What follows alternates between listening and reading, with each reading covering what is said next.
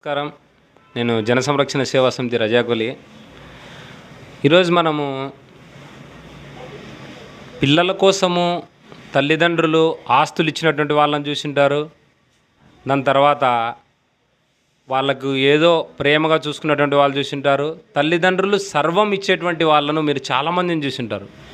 కానీ ఈరోజు విచిత్రం ఏంటంటే తల్లిదండ్రుల కోసము ఆమె జీవితాన్ని త్యాగం చేసి ఆమెకు జీవితమే వద్దు, నాకు పెళ్ళి కానీ ఏది మనకు అవసరం లేదు, తల్లిదండ్రులే జీవితం అనేటువంటి పరిస్థితిలో ఈరోజు ఈమె జీవించారు. అయితే దేవుడు చాలా తక్కువ చూపు చూసి తల్లిదండ్రులను ఈమెను తీసుకెళ్ళడం జరిగింది. తల్లిదండ్రులు చనిపోయారు. ఇప్పటి వరకు తల్లిదండ్రులు జీవించున్నప్పుడు ఎంతో చేసి కష్టపడి ఆమెను చూసుకునేవాళ్ళు. బట్ తల్లిదండ్రులు చనిపోయిన తర్వాత ఆర్థిక పరిస్థితి చాలా విషయంగా మారింది. ఎందుకంటే ఎటువంటి పరిస్థితి అంటే బయటికి తిరగలేనటువంటి పరిస్థితి, సమాజం గురించి తెలియనటువంటి పరిస్థితి. ఎంతోమంది ఎన్నో రకాలుగా సహాయం చేసింటారు. బట్ ఈరోజు ఈమె కష్టాన్ని మనం పూర్తి స్థాయిలో విని ఈ యొక్క వీడియోని మనకు తెలిసినటువంటి ఫ్రెండ్స్కి అవకాశం ఉంటే మన జగన్మోహన్ రెడ్డి సీఎం గారి దగ్గరికి కూడా ఈ యొక్క వీడియో పంపిస్తే మనము ఈమెకు చేసేటువంటి సహాయం అవుతుందని నేను కోరుకుంటున్నాను. ఈమె పేరు, అసలు ఈమె పరిస్థితి ఏంటి అనేటువంటి ఆమె గురించే మాట్లాడి మనం తెలుసుకున్నాం. నమస్తే మా పేరు ఇందిర. నాకు 50 ఏళ్ళ వయసు ఉంది.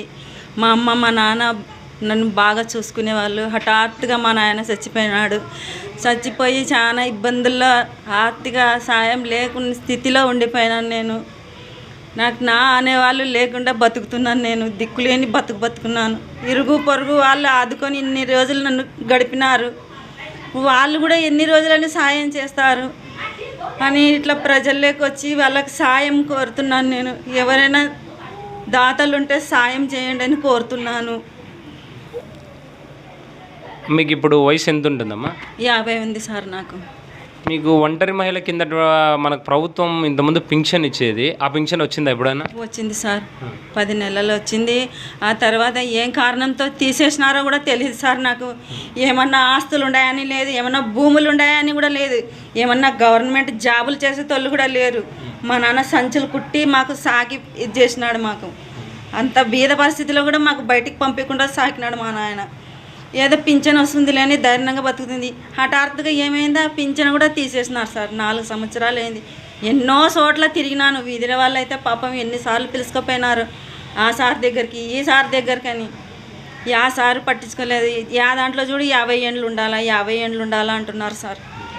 అంటే మీ ఆధార్ కార్డులో వయసు 50 ఏళ్ళు లేదా మీకు? లేదు సార్, దాంట్లో తక్కువ ఉంది సార్. ఆధార్ కార్డులోన 50 ఉండాలా అంటున్నారు. ఆధార్ కార్డులోన 50 లేదు సార్. ఓకే, 50 లేకపోయినా కూడా మనకు వైఎస్ఆర్ చేయుత అని చెప్పి ఉంటుంది 45 సంవత్సరాలకి. అది ఏమన్నా వచ్చిందా? అది కూడా లేదు సార్. దానికి కూడా ఆధార్ కార్డుది 50 ఉండాలా అంటున్నారు సార్. 50 ఉంటేనే వస్తుంది, లేకుంటే లేదన్నారు సార్. అది కూడా అడిగినాం, అడిగితే లేదన్నారు సార్. అదే మిత్రులారా, ఈమె చెప్పేది ఏంటంటే ఈమె ఆధార్ కార్డును కూడా మనం ఇక్కడికి వచ్చి పరిశీలించినాము.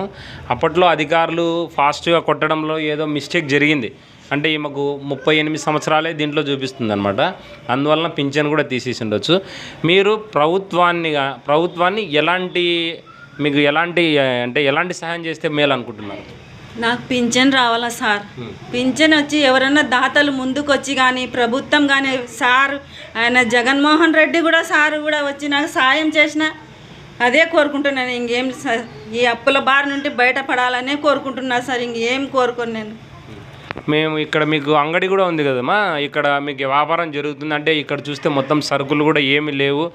అంటే నేను పక్కన వీధిలో వాళ్ళతో కూడా మాట్లాడడం జరిగినప్పుడు మాకు అప్పులు కూడా దాదాపు 80-90 వేలు ఉన్నాయి, అవి కూడా తీయలేనటువంటి పరిస్థితి అంటున్నారు. అప్పు చేయాల్సినటువంటి అవసరం ఎందుకు వచ్చింది మీకు? సార్ కరోనా వచ్చింది సార్. కరోనా వచ్చింది. 40,000 సరుకు ఒకేసారి ఒక అన్న ఉన్నాడు. ఆయన అప్పు ఇప్పించినాడు. పదమ్మ సరుకులు తెద్దాము అన్నాడు. ఆ అన్ననే తొలకపోయినాడు సార్. తొలకపోయి సరుకులు తెచ్చిన తర్వాత యూపీ పిల్లలు దండిగా ఉంటారు సార్. కరోనా సమయంలో ఇక్కడ ఉండకూడదని అందరినీ ఊర్లకు పంపించేస్తాడు. దెబ్బ పడిపోయి ఇంకా వల్ల వాసనలు వేస్తే పిల్లలు ఎట్లా తింటారు సార్? కాలువలో ఎట్లా తీసుకుపోయి పడేసినాం సార్. ఆడ దెబ్బ పడిపోయింది సార్. నాకు అప్పటి నుంచి కోలుకోలేకుంటున్నాను సార్. ఇప్పుడు మీ తల్లిదండ్రులు ఉన్నప్పుడు అంటే ఏదన్నా కొంచెమైనా ఆస్తులు మిగిలేయడం కానీ ఏదన్నా చేయలేదా మీకు? లేదు సార్, ఏం లేదు సార్. కూలి చేసేతోడు ఏం మిగిలిస్తారు సార్? నన్ను బిడ్డను సాకినోడు ఏం మిగిలిస్తాడు? ఇంటి బాడే కట్టుకొని ఏం మిగిలిస్తాడు? ఆయన చేసేదే ఎక్కువ ఆ వయసులో పని, యాడ నుంచి మిగిలిస్తాడు? అంటే మీకు చిన్న అంటే అప్పుడు తల్లిదండ్రులు ఉన్నప్పుడు మీకు పెళ్లి చేసుకోవాలనే ఆలోచన ఎందుకు రాలేదు? రాలేదు సార్. చెప్తున్నాను కదా, मेरे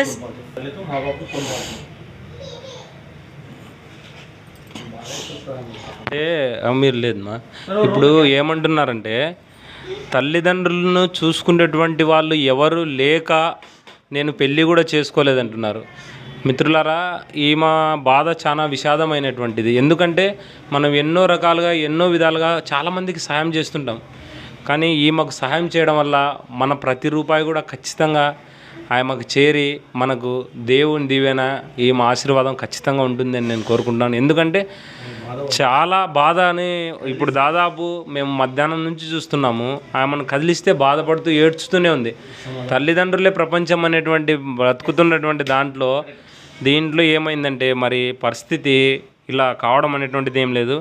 అమ్మ, ఇప్పుడు మీకు ఏదైనా సహాయం కావాలనుకున్నా కూడా మేము ఇక్కడ పేపర్లో కూడా రాసాము. ఇది పట్టుకోండి, మాకు కొంచెం జూమ్ తీయండి.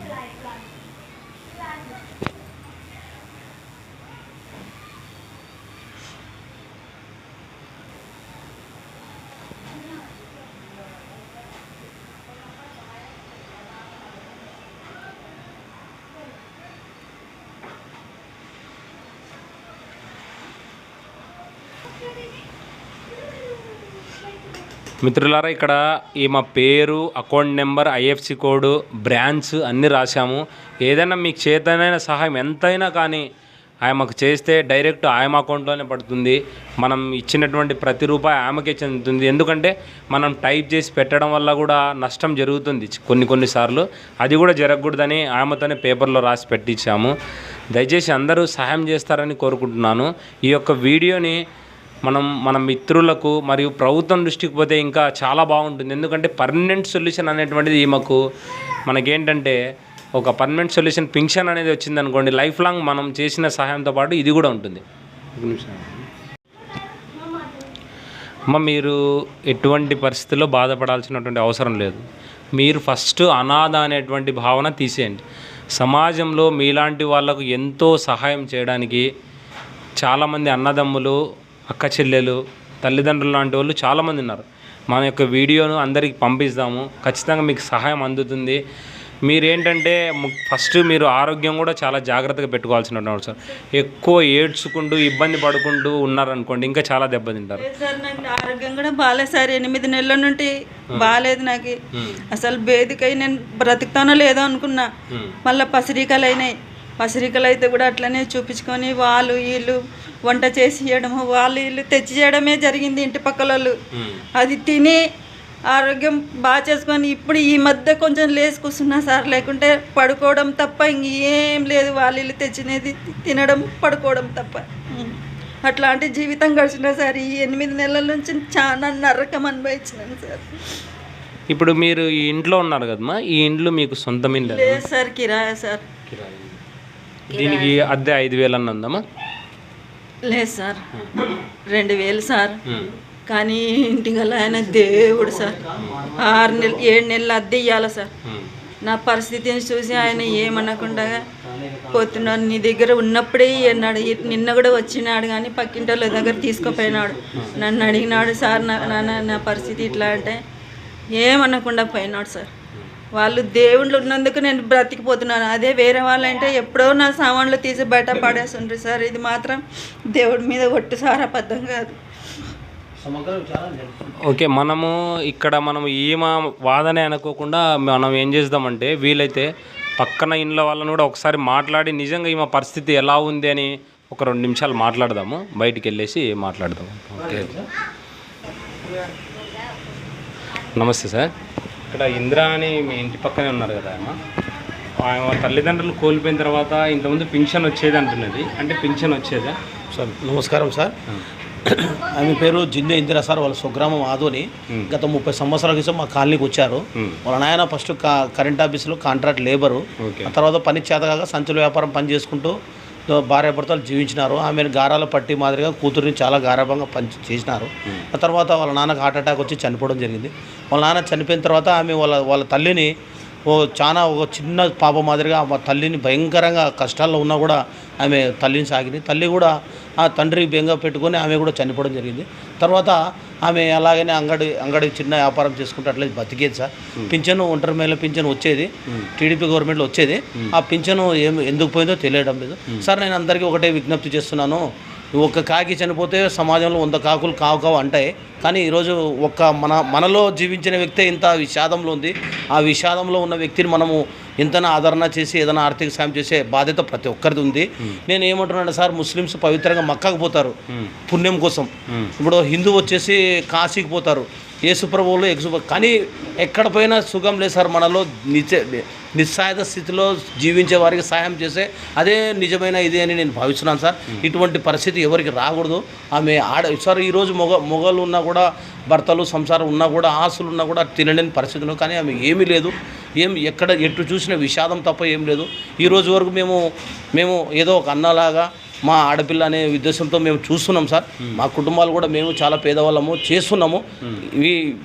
ఇదే శక్తి ఇలా నలుగురు కలిస్తే ఆమెకు ఉపాధి కల్పిస్తే ఆమె కూడా జీవనం మానవత్వంలో బతకాలనే ఉద్దేశం ఉంటుందని ఇదే సార్ మనం అనుకుంటున్నాం సార్. ఇంతవరకు ఏమన్నా ఆమె పరిస్థితి గమనించి ఎవరైనా ఆర్థిక సహాయం చేశారా? ఇంతవరకు చాలామంది చెప్తున్నాం సార్, కానీ ఎవరు చేయడంలే. మా కాలనీ వాళ్ళే ఉన్న దాంట్లోనే మేము కేజీ చేసుకుంటాం, అలా పావు కేజీ మాదిరి చేసుకుంటూ ఈ రోజు వరకు ఆమెను రక్షించుకుంటూ వస్తున్నాం సార్.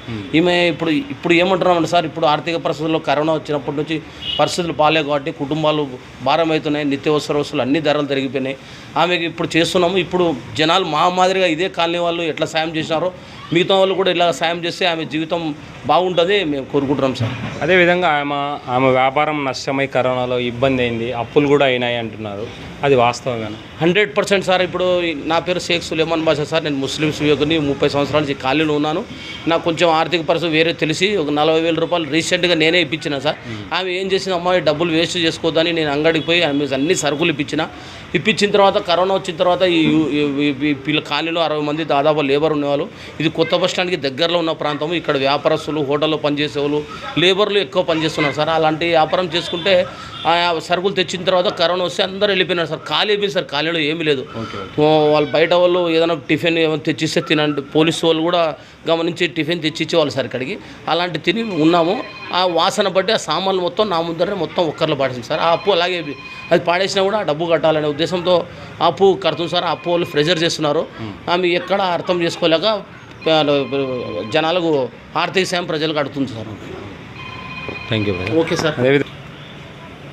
అదేవిధంగా మనము మా ఇంటి పక్కనే ఇంకొక ఇల్లు కూడా ఉంది, అక్కడికి కూడా వెళ్దాము. వెళ్ళి అసలు పరిస్థితి ఏంది ఎలా అని అడుగుదాము ఒకసారి.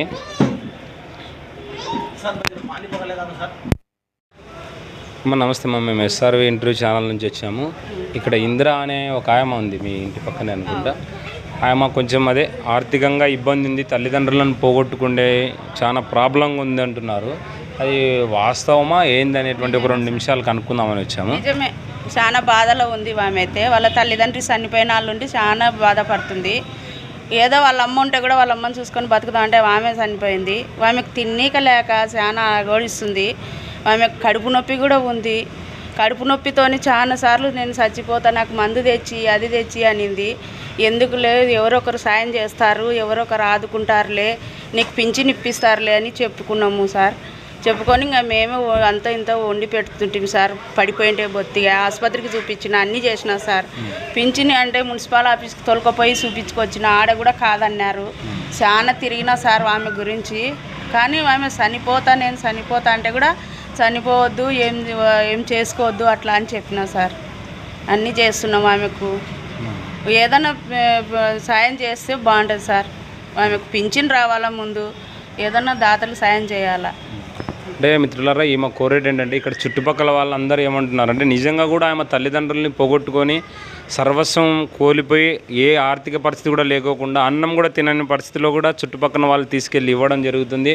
అదేవిధంగా నైట్ టైమ్స్ ఒక్కొక్కసారి ఆమె కడుపు నొప్పి కూడా ఎక్కువై అట్లా ఉన్నప్పుడు కూడా దాదాపు ఈమెనే ఒక 5-6 సార్లు హాస్పిటల్కి కూడా తీసుకెళ్ళి ట్రీట్మెంట్ కూడా చేయించారు. అందుకు మిత్రులారా ఎన్నో చోట్ల ఎన్నో విధాలుగా ఖర్చు పెట్టుకుంటూ ఉంటాం మనము. ఈమెకు ఆర్థిక సహాయం చేస్తారని మనస్ఫూర్తిగా కోరుకుంటున్నాం. ఎందుకంటే సమాజంలో నాకు అందరూ ఉన్నారనేటువంటి ఒక ధైర్యాన్ని ఇద్దామని నేను కోరుకుంటున్నాను మిత్రులారా. Thank you very much.